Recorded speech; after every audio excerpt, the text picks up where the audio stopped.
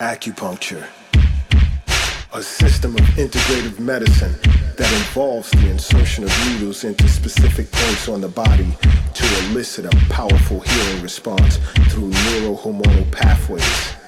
Acupuncture is my life. Let us begin.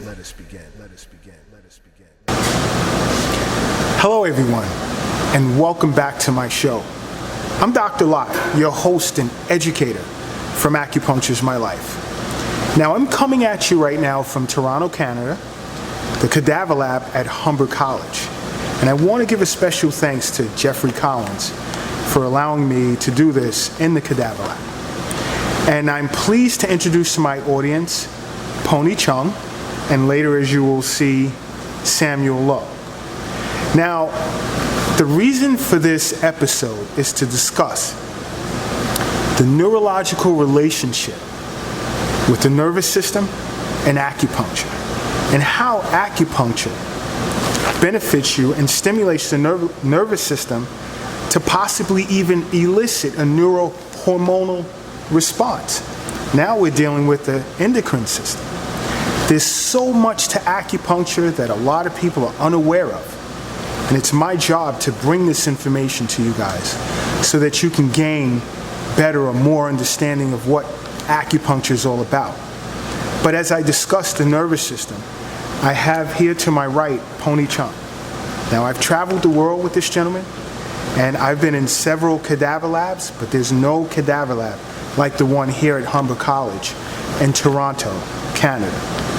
But back to the point, and that point being how acupuncture is tied to eliciting certain responses from the nervous system to help with different ailments that affect the average individual. Now, Pony Chung, can you please tell my audience the relationship between acupuncture and the nervous system, and even touch on the history if you can? Yeah, it'd be my pleasure to. So when we go to Chinese medicine school, we learn the location of acupuncture points, and then we also will have like an anatomy class. But the problem is that in your typical education, we don't have mentors or teachers that show us the connection and relationship between the acupuncture points that we learn that symbolizes Eastern medicine, and the anatomy and the nervous system, the circulatory system that we learn that is taught in the Western medicine portion of the curriculum. They really should be taught together, because once you take the time to actually compare the anatomy and the acupuncture points, it doesn't take a rocket scientist to figure out that these acupoints are precise coordinates to target precise branches, what they call ramifications of the nervous system. So for example, we have a radial nerve that comes down the back of the arm, and then so there are acupuncture points that innervates that are located along the nerve trunk. When the radial nerve divides into the superficial branch and the deep branch, guess what? There is an acupuncture point that's being passed down by the ancients to stimulate the superficial branch, and one for the deep branch. Just if you allow me to take this example further, the superficial branch reaches the wrist, for example, and then divides into 3 further branches. Guess what? There is exactly 3 acupuncture points that perfectly superimpose each one of those branches. That's just the radial nerve. Once we take the time to look at this from all the acupuncture points, from all the nerves in the body, you will see and you'll be amazed just how amazing the ancient acupuncturists are actually ancient anatomists. They knew and wanted us to know how important it is to actually know what is this the needles actually stimulating. And they passed on these ancient scriptures and texts for us to preserve this information for posterity. Now it's our job as acupuncturists to respect the information that's being passed on to us. No, I don't want to say discover. We want to rediscover what's already been there in front of us this whole time. And why is it important for acupuncturists to know this? Because if you don't know what your needle or what those points are supposed to stimulate, you are going to be completely in the wrong ballpark. Okay, right. Because the needle, the point is not a 2-dimensional structure. It's a 3-dimensional structure. In school, we learn the 2-dimensional coordinates, certain artificial units from the wrist crease, for example, let's say 1.5 units up from the wrist crease along a certain meridian. That's your X and Y axis. But what about how deep you go, what angle you go? That can only come from learning and studying acupuncture from the tip of a scalpel. Once you understand the direction, the depth of these nerves that you're targeting, it immediately changes the way you needle. And in other words, what does that mean from a research perspective? It means that you put a point at a specific nerve that corresponds to the acupuncture point. Different researchers from different labs can get consistent results because you have a standardization of the target. As a clinical perspective, you can get reproducible results from treatment to treatment to treatment, from one doctor to another doctor. So there's inter-practitioner reproducibility and intra-practitioner reproducibility. And that's what's going to really take acupuncture to a higher, more respectable level. Oh, definitely. But let me ask you this.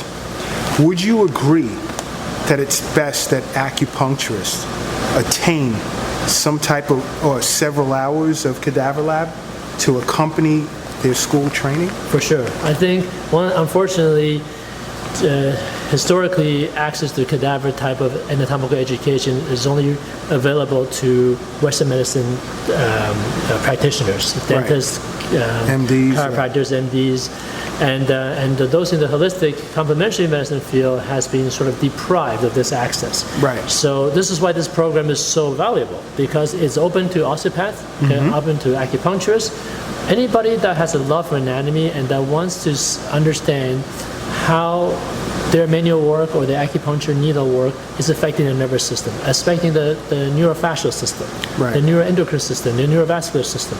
And that is ultimately going to benefit the patient because you have more confidence in what you're doing, you have more precision in what you're doing, and then you're actually going to be better able to explain to your patient, why is it I'm doing this? Okay? And when you pull up an anatomy atlas and says, this is the site of your problem, this is how I'm going to get to it, and this is what you're going to expect to feel and see when I do this, instant rapport with the patient, instant credibility building. This guy knows what he's talking about, or this practitioner knows what they're talking about. You can even show them videos of what's going to look like in advance, so that it takes away this anxiety and fear out of it, and immediately you're going to have better clinical outcomes just from that connection, that human connection, and that putting your patients at ease. By telling them exactly what you're going to do. And what patients are most impressed with is that you actually achieve exactly what you say you're going to do. Exactly. So they say, okay, in a moment you might going to feel your thumb flicker a little bit. You do that, you're like, wow, how did you do that? But it's not about showing off. But that's a type of professional communication that allows patients to understand that what you're doing is very precise. It's not something everybody can do. Okay? There's a lot of technical, psychomotor skills involved, and that you are at the top of your game. You can actually do this and do it exactly, accomplish exactly what you say you're going to do. Exactly. And they get better, right? Oh. They tell their friends. Most times. I mean, I never speak in absolute terms, and neither do you, I know. But you see, the great part about this is thousands of years of history that's being carried on, and I'm talking about the history of acupuncture and just the greatness of it. But other than that, I just wanted to say thanks for taking the time out to come out of Cadaver Lab to Thanks for coming to Toronto. Oh, big time. And I'm going to look for Samuel Lowe and sit down and talk with him. Let us begin.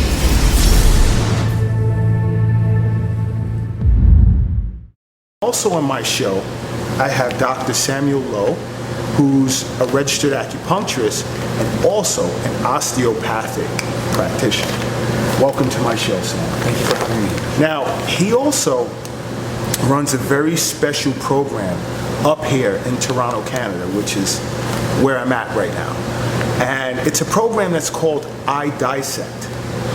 And the reason why I'm doing an episode in Toronto, Canada on I Dissect is because Cadaver Lab, I found in my many years of gaining hours in dissecting cadavers, it's very important for acupuncturists to get at least 200 to 300 hours of Cadaver Lab. I mean, just what it does overall to the actual practitioner and how we can educate our patients, because acupuncture is a very invasive process.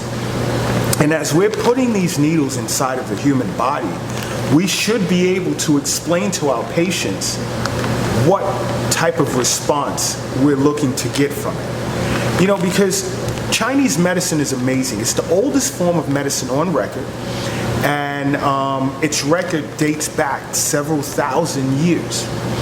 And overall, skipping to present, when we insert needles inside of people, or patients rather, a lot of them will complain, oh, I felt a sharp pain or a jolt go up my leg or down my arm or across my back or my neck or whatever.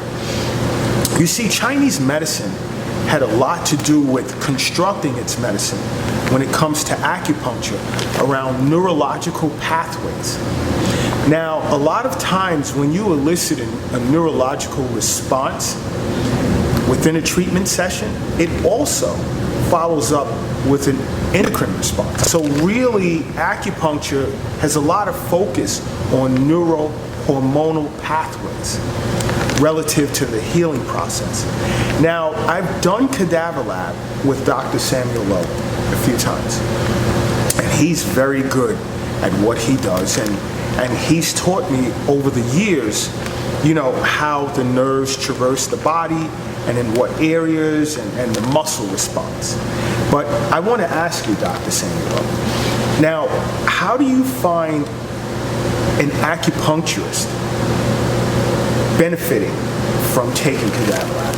What benefits do you see? Just understanding the anatomy is important for everybody. Very much so. And being able to communicate the anatomy with like some sort of Western practitioner as to, for instance, what the tip of my needle is trying to target is critical. Right. And this gives us ground for science. Like if Western medicine is doing it this way and Eastern medicine is doing it this way, and we're both using needles, it's getting closer and closer to what would be like anesthesiology. Right. Right? So I mean, if we're using needles and they're using needles, we can all be friends and we can collaborate. Oh, big time, because it's about integrative acupuncture. Now, a lot of people tend to look at acupuncture and Chinese medicine as a sole and separate entity, and in and of its own right it is, but it's about an East meets West type of thing where Western medicine and Eastern medicine working together can elicit or bring about an enhanced healing aspect or process, you know, that's beneficial to the patient, because it's all about the patient.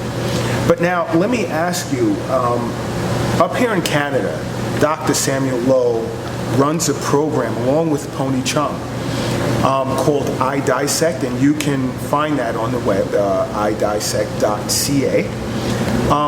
Tell my audience a little more about what the program entails and the objectives of the program. So basically what we have is we have a softened bomb cadaver, and what we're trying to do is we're trying to take off the layers and understand the three-dimensional aspects of acupuncture. Right. Because, you know, when you learn from a textbook, everything's all cleaned up. Right. Right? And which is great, because that's what we need to learn. Right. But everything that they've cleaned up is the stuff that acupuncture is looking for. Right? Those tiny little nerves, those blood vessels, that's the stuff, like all that fascia is really what we're aiming for. Like the nerves that run through the fascia. So you would agree that in some cases superficial needling touches the fascia and it elicits even a certain response throughout the body. Absolutely. A healing response. Absolutely. I mean, it's really great. But now, as to my audience and those that will become subscribers to my show, again, I'd love for you to go to www.idissect.ca and look over this program. And for other practitioners, look into it too, because it'll be quite beneficial for you and your patients with regard to educating them as to where these needles are going, these acupuncture needles, which are predominantly painless, and how it benefits them. And once again, I want to give a special thanks to Humber College, Cadaver Lab, which is, oh my God, it's great up here, and Jeffrey Collins, and Pony Chung as well, although he's not with me today. And once again, don't forget to subscribe to my show. And until next time, acupuncture is my life. What's yours?